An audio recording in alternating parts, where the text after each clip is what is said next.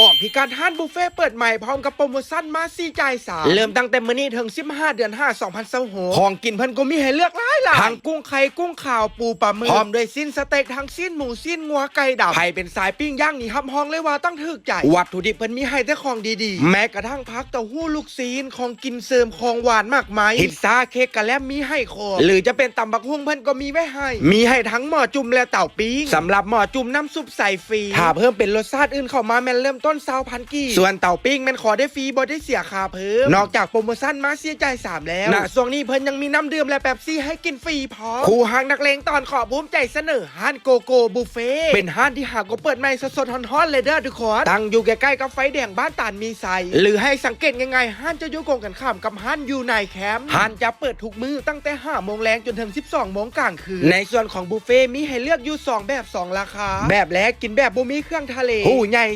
198เด็กน้อยสูง1.10 หา1.40128ต่ำกว่า1.10ลงมาเพื่อนให้กินฟรีแบบที่2กินได้ครบทุกอย่างรวมทั้งเครื่องทะเลผู้ใหญ่298เด็กน้อย168ต่ำกว่า1.10ลงมาให้กินฟรีทั้งหมดนี้สามารถตักกินเองได้แบบบ่อั้นจำกัดเวลาในการกินบุฟเฟ่2 ชั่วโมงเด้อทุกคนเอาเป็นว่าพากันไปลองซิมเบิ่งเด้อนักเลงตอน